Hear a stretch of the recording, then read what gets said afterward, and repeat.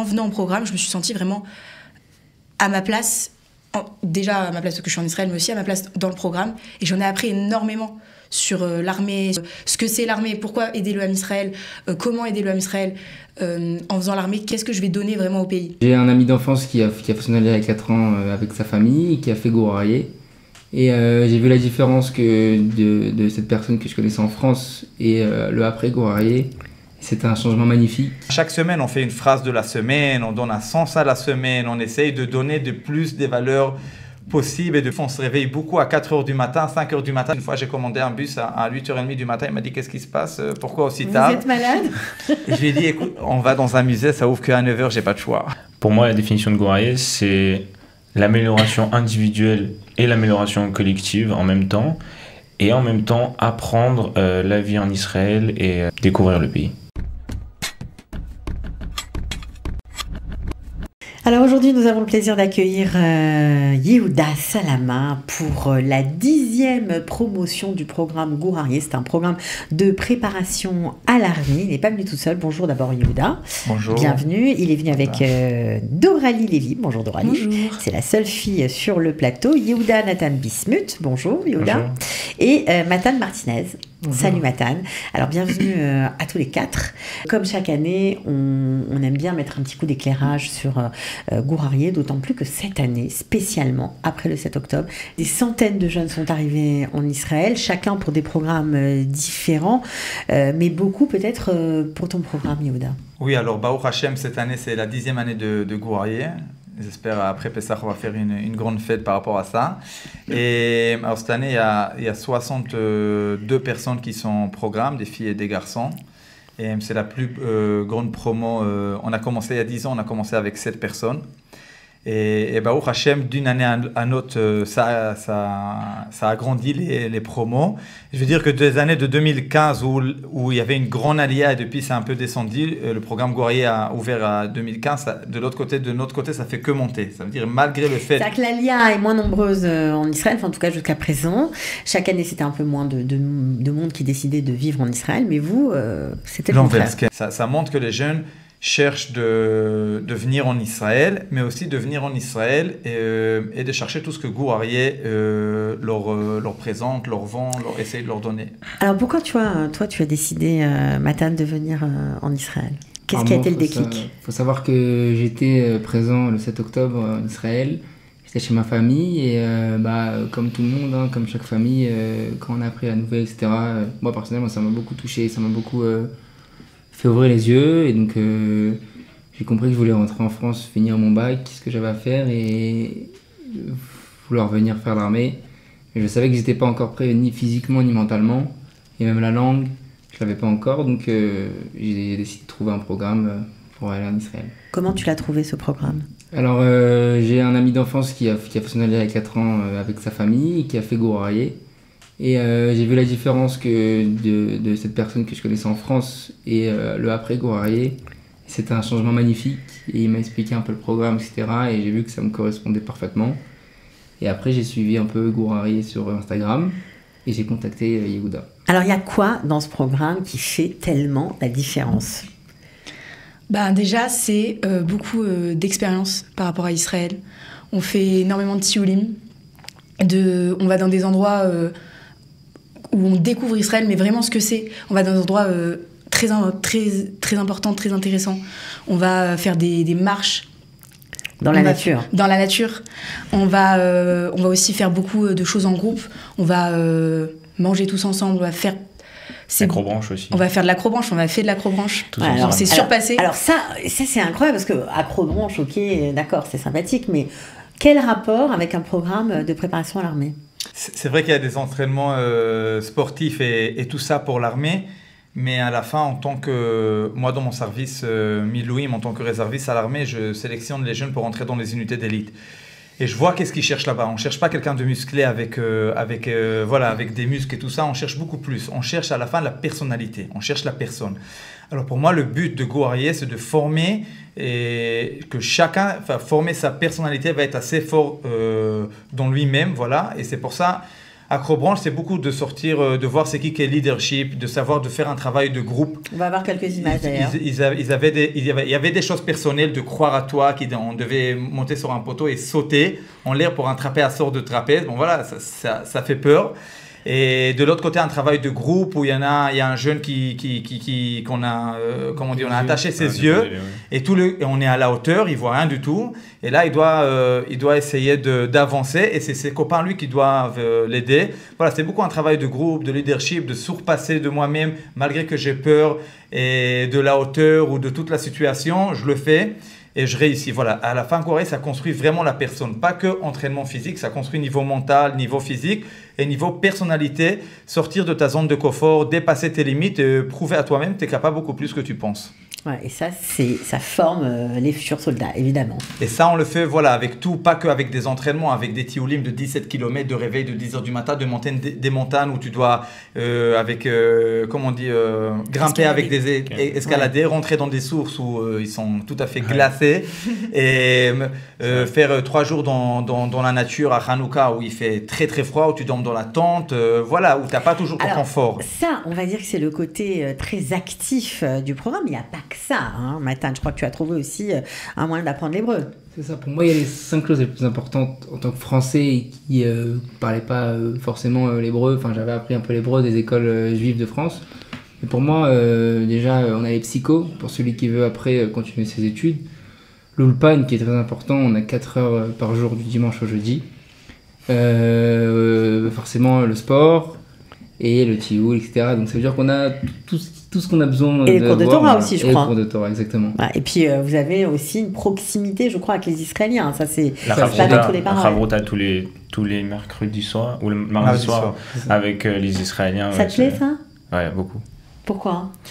Parce que c'est, on va dire, un double tranchant, si on peut dire ça comme ça. Ouais, mais dis-le, c'est pas grave. Ça veut dire que d'un côté, on va apprendre l'hébreu et d'un autre côté, on va étudier avec des gens qui ont une vision des choses qui est différente de la nôtre.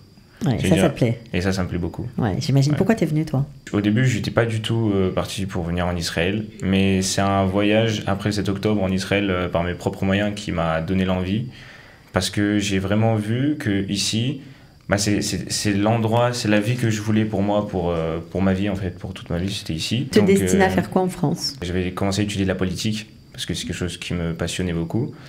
Mais la politique en France, c'est pas à quoi j'ai accroché. Donc j'ai décidé de venir en Israël.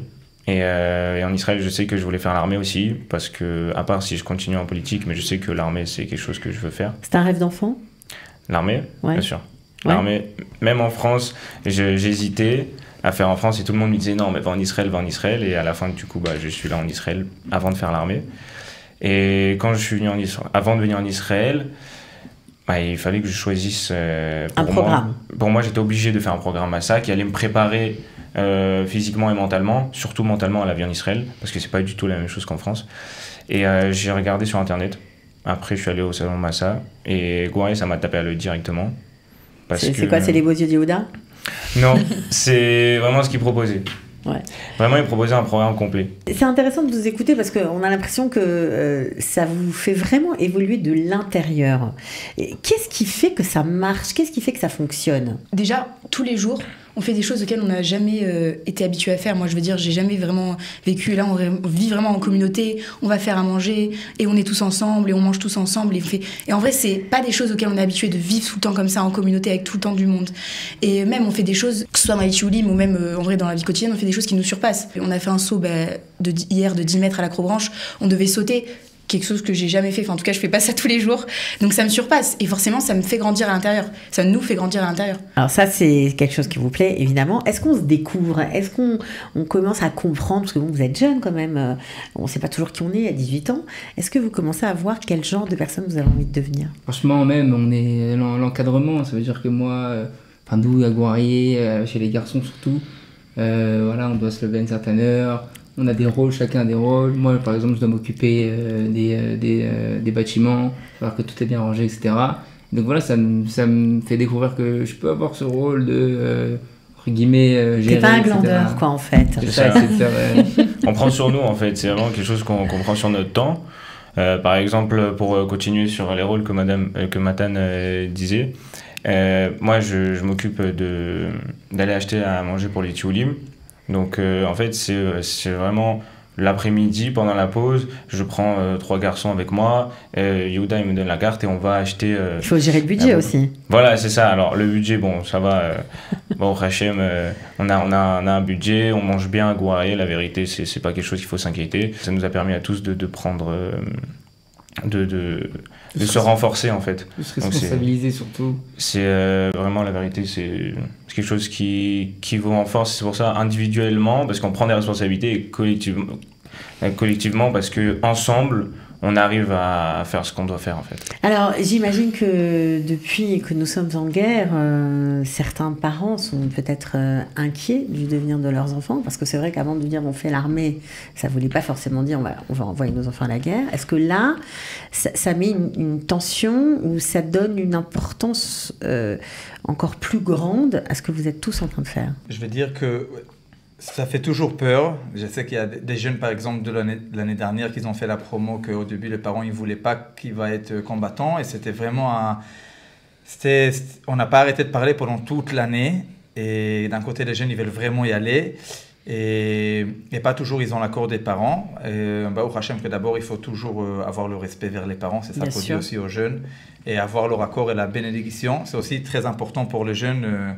Quand on sait que nos parents sont derrière nous, ça va nous aider pour réussir. Et le soutien de la famille est très important. À l'armée, au programme, à l'arrivée en Israël, voilà. Je le vois chez les jeunes.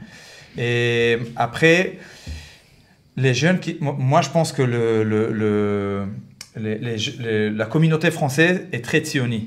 Très sioniste, voilà. Et on l'a vu à la guerre, ils sont très participés. On a vu dans les villes de Ranana, de Natania, de toutes les villes des Français, ils cherchaient à faire des choses. Et les jeunes en France, voilà, ils ont envie de venir, ils ont envie de faire. Et ça, tout ce qui s'est passé le 7 octobre a beaucoup réveillé le terrain. Okay, et les jeunes veulent beaucoup plus venir. Et je pense qu'à la fin, c'est le rêve. À la fin, tous on dit les Shana Abba Birushalayim Abnouya. À Pessah, avant. Tous on a un rêve. Tous les gens même qu'ils n'habitent pas en Israël, il y a un rêve. Mes grands-parents, les arrière-grands-parents, on a tous le rêve de venir en Israël. Et ces jeunes-là de 18 ans qui sont très courageux, ils ont envie de réaliser ce rêve-là. Et à la fin, c'est aussi le rêve de leurs parents. Après, c'est dur de faire partir ton fils en Israël, loin de toi. Mais à la fin, les parents, ils soutiennent. Et ils sont là derrière et ils ont envie que leur fils aussi va. C'est-à-dire qu'il y a des gens qui ne sont pas sûrs d'eux-mêmes forcément pendant le programme de faire l'armée, mais comme les parents, ils voient que pendant le programme, leur enfant, il prend confiance à lui, il grandit. Il ne fait pas ça sur un coup de pression qu'il a envie d'avoir une arme ou aller rentrer maintenant à Gaza où il a vu un peu sur YouTube des choses et il a envie, voilà. Il a pris conscience de cette idée-là, il sait pourquoi il le fait. Il est sûr de lui de 100%, on construit pourquoi le pourquoi faire l'armée. Pas aller faire pour une photo sur Insta. Pourquoi je vais aller faire l'armée? Je comprends que je vais faire partie de l'armée israélienne, de le Ham Israël et tout ce qu'il y a derrière ça. Quand les parents ils voient que le jeune, il est sûr de lui, il s'est construit ici dans le programme pendant 1 an, il lui donne la bénédiction et il lui dit on est derrière toi. Ça vous touche, Doralie, quand vous entendez Yehuda parler comme ça? Oui, ça me touche. Oui, parce que moi, je me suis inscrite au programme en tant qu'Israélienne parce que je rentre bientôt à l'armée. Et je voulais vraiment... Je me suis inscrite au programme en me disant du coup, je vais faire l'armée parce que voilà, je vais y rentrer de toute façon bientôt. Mais je pensais pas que j'ai vraiment, en venant au programme, je me suis sentie vraiment à ma place, déjà à ma place parce que je suis en Israël, mais aussi à ma place dans le programme. Et j'en ai appris énormément sur l'armée, mais pas forcément sur les taftides ou quoi, mais aussi sur ce que c'est l'armée, pourquoi aider le Ham Israël, comment aider le Ham Israël en faisant l'armée, qu'est-ce que je vais donner vraiment au pays. Voilà. Donc et ça m'a vraiment, ça donne du sens ça donne du sens encore plus. Déjà, je voulais faire l'armée. Je suis venue en Israël parce que je veux faire l'armée. Je veux venir en Israël pour vivre en Israël aussi. Voilà, mais en faisant Gouaré, ça a donné encore plus de sens. Alors, évidemment, on a compris que c'était quelque chose qui vous booste chaque jour et que vous ne regrettez pas du tout ce choix. Vous savez ce que vous avez envie déjà de faire à l'armée? Quel genre de fonction vous avez envie d'avoir? Combattant, mais quoi? Bon, alors moi, personnellement, au début, je me cherchais un peu, etc. Et j'ai vraiment eu le déclic au début en venant à Gouaré, essayer de faire pourquoi pas un commando. donc soit Egos, Douvdevan ou Maglan, et essayer voilà, de façon, ce qu'on me donne, je vais faire, parce que le but c'est de défendre Israël, le but c'est de faire l'armée, même si on me donne n'importe quoi. Mais mon objectif c'est de les commander. Et toi? Moi, mon objectif, c'est de réussir un Yom Sa'arot aussi, pour rentrer dans de bonnes unités, les commandos, même les Sayeret. Mais comme il a dit Matan, à l'armée, on a besoin de tout le monde. N'importe où l'armée elle a besoin de moi, je serai là et je ferai l'armée pour servir l'État d'Israël, parce que c'est important de se dire que on ne rentre pas à l'armée pour soi, on rentre à l'armée pour le klal, pour tout le monde. Voilà. C'est beau, hein? Magnifique. Vraiment, ils sont incroyables. Ouais. Et toi? Bah, moi, j'aimerais faire une unité combattante. Mais, alors commando, bon, il n'y en a pas beaucoup pour les filles, mais pourquoi pas. Mais je rejoins les garçons sur ce qu'ils disent. L'armée, il faut avant tout la faire pour donner à Israël. Voilà, c'est super d'avoir un objectif et c'est trop bien d'aller jusqu'au bout si on y arrive et tout. Mais si on n'a pas ce qu'on veut, bah, c'est que l'armée elle a besoin de toi ici. Et c'est peut-être l'endroit où tu pourras le donner le plus à Israël et tu pourras le plus aider ton pays. Évidemment, Yehuda vous écoute avec ses deux belles oreilles bien ouvertes. Il est toujours épaté, Yehuda, de vous entendre. C'est ça qui année après année, c'est pas la première fois qu'on fait le programme. À chaque fois qu'il entend les jeunes qui participent au programme parler du programme, il est ébahi. Je leur ai dit ça, on a parlé un peu sur le schéma et je leur ai dit que des fois... ça m'est arrivé, je suis été au Bac Bleu Blanc il n'y a pas longtemps et j'ai connu là-bas quelqu'un qui connaît un jeune du programme et qu'on a parlé, il s'est passé une situation, elle m'a sorti un truc, bon chez nous c'est beaucoup, on fait attention de ne pas salir la terre d'Israël, de ramasser, des fois on fait des tioulis, mais sur le chemin on ouvre des sacs poubelles et on ramasse même des saletés qui ne sont pas à nous forcément, mais voilà, à la fin je dis toujours, si on vient ici pour des jeunes qui sont prêts à se battre et pour Israël, on ne va jamais salir cette terre, genre on aime la terre d'Israël. Et à la fin, elle m'a sorti une phrase comme ça, elle a connu quelqu'un et elle m'a dit, bon voilà, j'étais un truc par terre et je lui ai dit, si tu peux jeter à la poubelle. Et elle m'a dit, waouh, mon compas de Gouaï, chaque fois il me disait, c'est absurde de jeter par terre. Et là, je dis, c'est ça qui est beau, ça veut dire que cet esprit de Gouaï qu'on leur apprend là-bas, les valeurs qu'on apprend, Baruch Hashem, ça passe et c'est des choses qui vont rester avec eux pour toute la vie. Alors c'est aussi une préparation pour l'armée, à la vie en Israël, mais après c'est des choses qui vont leur servir pendant toute leur vie, qui vont les transformer. On a chaque semaine, on fait une phrase de la semaine, on donne un sens à la semaine, on essaye de donner de plus des valeurs possibles et de plus des choses actives. On se réveille beaucoup à 4h du matin, 5h du matin. Des fois, le chauffeur du bus, une fois, j'ai commandé un bus à 8h30 du matin. Il m'a dit, qu'est-ce qui se passe? Pourquoi aussi tard? Vous êtes malade? Et je lui ai dit, écoute, on va dans un musée, ça ouvre qu'à 9h, j'ai pas de choix. C'est pas un tioul. Mais voilà, on essaye de vivre, voilà, 200% des jeunes, ils ont de la force. Ils ne doivent pas être sur les réseaux, dans leur lit ou sur le canapé toute la journée. Donc, génération d'aujourd'hui, c'est très facile d'arriver là-bas. On essaye de pousser à bout, d'être actifs pour eux-mêmes, pour sortir toutes les forces qu'ils ont dans eux-mêmes. Mais à la fin, toutes ces forces-là, les diriger et les voir où diriger pour toi-même, pour ta vie personnelle à 100%, aval, obligatoire pour, comme il a dit bien en hébreu, pour le klal, pour Am Israël. Pour moi, la définition de Gouaïe, c'est la détermination, le don de toi, de savoir donner aux autres, et des valeurs, beaucoup de valeurs humaines, de valeurs personnelles et des valeurs collectives. À la fin, pour moi, le plus important à Gouaïe, c'est que tout le monde va sortir des bonnes personnes pour toi-même, pour ta famille, pour être un beau soldat à Tzahal, et une bonne personne pour le Ham Israël. Être un bon juif pour le Ham Israël, et après ça, pour le monde entier. On a bien vu que tout le monde était très heureux de participer à ce programme. On peut dire que les inscriptions sont ouvertes. Alors, c'est bien sûr on téléphone pour s'inscrire tout simplement. Je donne le numéro 054 80 78 065. Il sera bien sûr inscrit sous la vidéo. Je crois que tu pars également en France, Yehuda. Oui, à la fin du mois, il y a les grands salons Massa en France où on va tourner un peu dans toutes les villes. On va être à Marseille le 26 janvier. Après, un jour après le 27 à Lyon et le 2 février à Paris. Et toute la semaine, on va tourner un peu dans les écoles. Et c'est une bonne occasion pour se voir là-bas pour parler. Ici en Israël, pour les Israéliens, les Olim Hadashim, cette semaine, j'étais déjà dans les écoles de Natania. Et les écoles où il y a beaucoup des francophones là-bas. Et les inscriptions sont ouvertes. Et celui qui veut, il peut venir passer avec nous une journée ou 2 journées ou quelques heures, voir l'endroit. On est à Ashdod. Et le campus des garçons et des filles, et passer avec nous un entraînement, un cours de Torah, voir un peu l'ambiance. Voir aussi les appartements. Il y a des appartements sympas. Vous êtes 5 dans l'appart. Bien sûr, on le recevra avec plaisir. Ouais, bien sûr, vous verrez. C'est chouette. Hein. Tout est assez clean puisqu'ils sont tous chargés du ménage. Donc, en général, voilà, ça suit. En tout cas, merci d'avoir été avec nous. On vous souhaite bonne chance. Merci beaucoup. Bonne chance pour la suite du programme et puis pour l'armée, bien sûr, qui va pas tarder à arriver pour vous. Voilà, que Dieu vous protège tous. Et, Amen. Et à très bientôt. Amen. Toda rabba.